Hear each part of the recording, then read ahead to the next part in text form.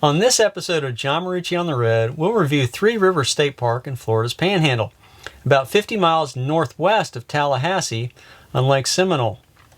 While the campground is smaller and has an older feel, the park itself is out of the way and relaxed and provides excellent access to Lake Seminole, as well as significant hiking opportunities.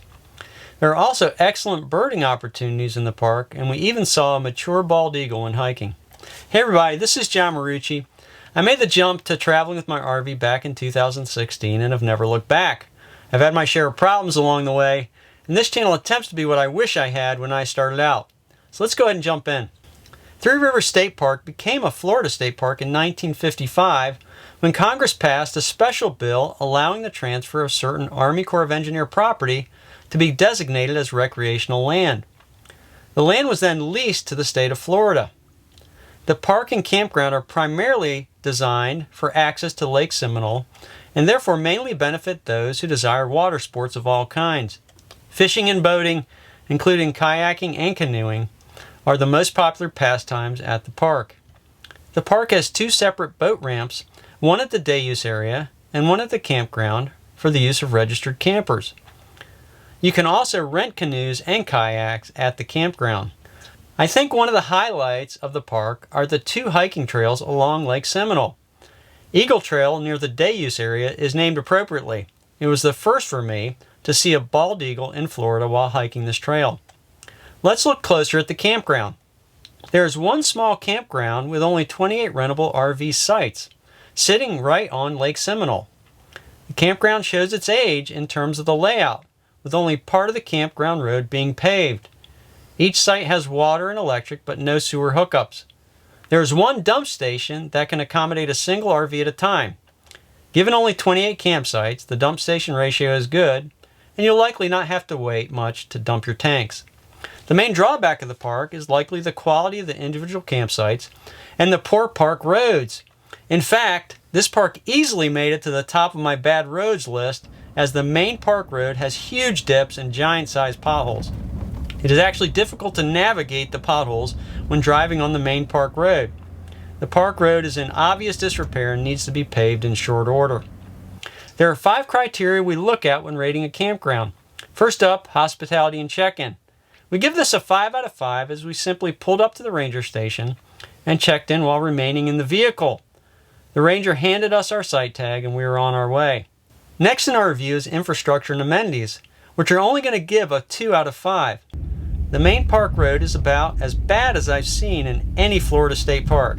Go slow even if you aren't towing. The actual campground road is fine where it has been paved, but the gravel is uneven in places.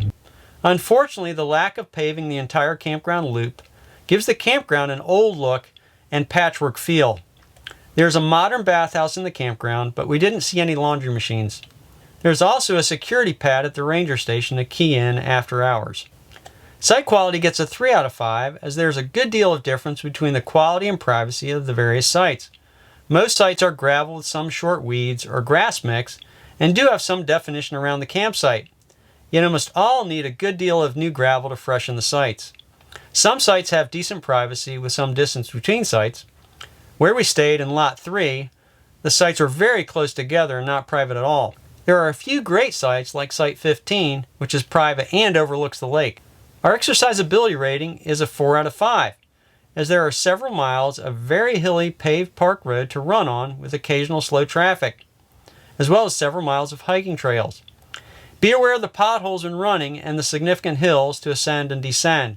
It is quite a workout running the steep park roads. As mentioned before, the hiking trails are very nice along Lake Seminole, and you'll likely catch a glimpse of rare birds and other animals. Obviously, there is the main draw of fishing, canoeing, and kayaking on the lake with convenient access from the campground. Finally, we're giving a 5 out of 5 for workability, as the bandwidth for AT&T was outstanding, with Verizon almost as good. Using an iPhone 10, we had speeds of 75.3 megabits per second down and 5.2 megabits per second up on AT&T. Using a Verizon 8800L Jetpack MiFi, we experienced speeds of 26.4 megabits per second down and 1.66 megabits per second up. So you shouldn't have any issues with bandwidth for working. Overall, we thought Three Rivers State Park was a fair value for a short stop. We could work remotely and exercise, but the overall quality and closeness of the campsites, as well as the poor park roads, made the park feel neglected. I haven't seen worse paved roads on any Florida state park. If your main goal is to find great water sports and quality of infrastructure and campsites isn't a concern, this may be a nice choice. The hiking and wildlife are also impressive and worth pursuing. Okay, that'll do it for now. If you found this video helpful, please click the like button. We'd love for you to join the On the Road team by subscribing to the channel. If you want to dive deeper, we put more content and photos on Instagram and Twitter at John Marucci, and you can also follow us on Facebook at John Marucci on the Road. Also, don't forget the great travel resources, podcast, and blog material we have on johnmarucci.com. Thanks for watching. Stay safe. This is John Marucci, and so long for now.